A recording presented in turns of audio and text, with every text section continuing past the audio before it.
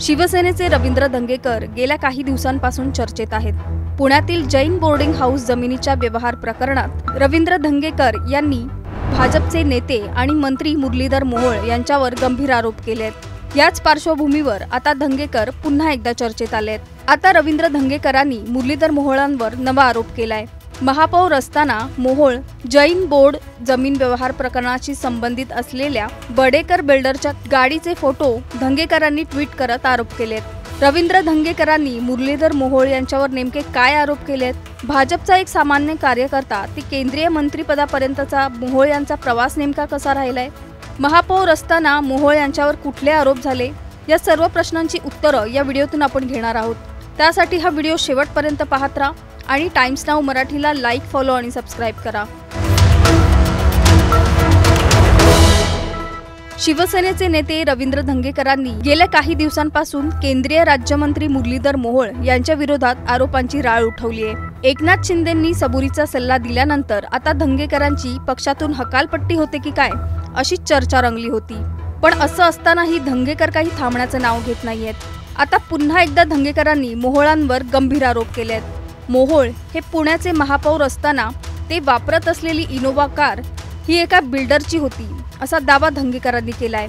तशी post धंगेकरांनी social मीडियावर टाकली आहे। त्याआधी मोहोळ यांची आतापर्यंतची राजकीय कारकीर्द नेमकी कशी राहिली आहे ते पाहूयात। भाजपचा एक सामान्य कार्यकर्ता ते पुणे लोकसभा मतदारसंघासाठी भाजपकडून उमेदवारी असा प्रवास मुरलीधर मोहोळ यांचा राहिलाय।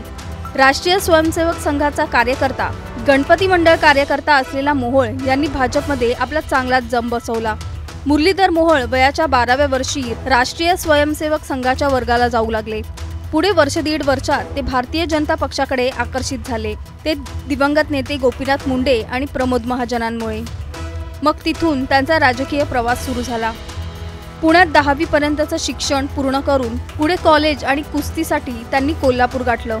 कोल्हापुरात तालीम केलेले मोहोळ 1993च्या सुमाराला पुण्याच्या राजकीय आखाड्यात उतरले। त्यानंतर नगरसेवकाच्या एकाच टर्ममध्ये स्थायी समितीचे अध्यक्ष आणि महापौर पद अशी दोन्ही महत्त्वाची पदं सांभाळणारे मोहोळ अलीकडच्या काळातील पहिलेच नेते ठरले। महापौर पदाच्या कार्यकाळात मुरलीधर मोहोळ यांनी जोरदार काम केलं।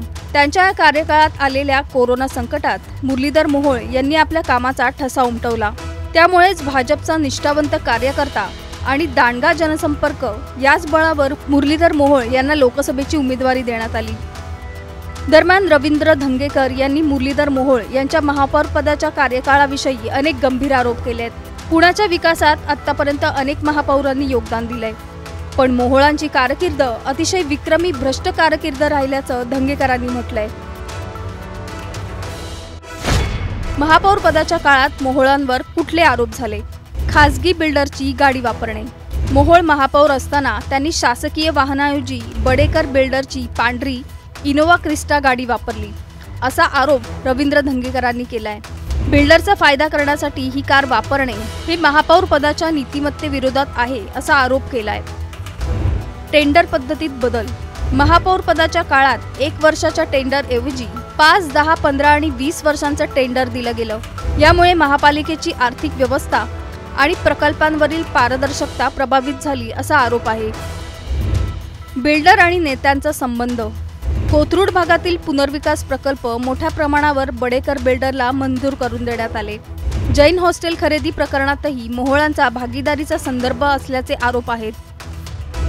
मनी लॉन्ड्रिंग। आरोप आहे की महापौर आणि त्यांचा बिल्डर पार्टनरशिपचा गैरवापर करून आर्थिक लाभ घेण्यात आला। रवींद्र धंगेकरांच्या मते मोहोळ यांच्या संपत्तीत 400 पटींनी वाढ झाली आहे।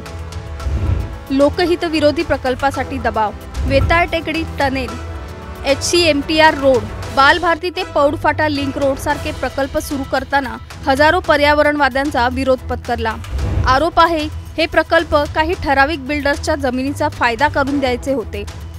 एवढंच नाही तर महापालिकेच्या दुरावस्थेलाही मोहोळच जबाबदार असल्याचा घणाघात धंगेकरांनी केलाय। रवींद्र धंगेकर यांनी मोहोळ यांच्यावर केलेले आरोप गंभीर आहेत। त्यामुळे आता धंगेकरांच्या आरोपांच्या फैरींमुळे मोहोळ यांच्या अडचणी वाढल्यात। धंगेकरांच्या आरोपांमागचं नेमकं सत्य काय? महापौर असताना मोहोळ यांनी खरंच पदाचा गैरवापर केलाय का? तुम्हाला याबाबत नेमकं काय वाटतं? आम्हाला खाली कमेंट करून नक्की सांगा। आणि टाइम्स नाऊ मराठी चॅनलला सबस्क्राईब करा.